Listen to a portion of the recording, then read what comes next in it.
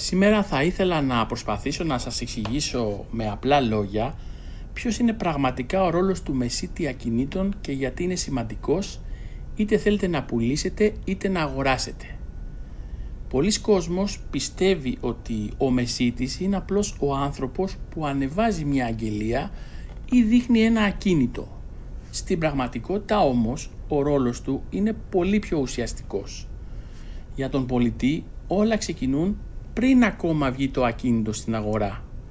Ο μεσίτης βοηθά στη σωστή εκτίμηση, στη στρατηγική τιμολόγηση, στην προετοιμασία και στην παρουσίαση του ακινήτου ώστε να τοποθετηθεί σωστά στην αγορά από την πρώτη κιόλας στιγμή.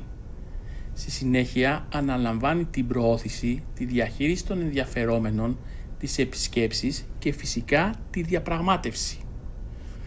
Ο στόχος δεν είναι απλώς να υπάρξει ενδιαφέρον, αλλά να υπάρξει το σωστό ενδιαφέρον και το σωστό αποτέλεσμα. Από την πλευρά τώρα του αγοραστή, ο μεσίτης λειτουργεί σαν σύμβουλος. Βοηθά να εξοικονομηθεί χρόνος, να ξεκαθαριστούν οι πραγματικές ανάγκες και να αποφευχθούν επιλογές που μπορεί να φαίνονται καλές στην αρχή, αλλά μην είναι τελικά οι σωστές. Παράλληλα, ο μεσίτης είναι ο άνθρωπος που συντονίζει όλη τη διαδικασία μέχρι την ολοκλήρωση της συναλλαγής, σε συνεργασία με δικηγόρους, συμβολεογράφους, μηχανικούς και όπου χρειάζεται και με τράπεζες ακόμα.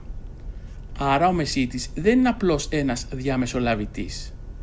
Είναι ο επαγγελματίας που οργανώνει, καθοδηγεί, διαπραγματεύεται και υποστηρίζει μια πολύ σημαντική απόφαση.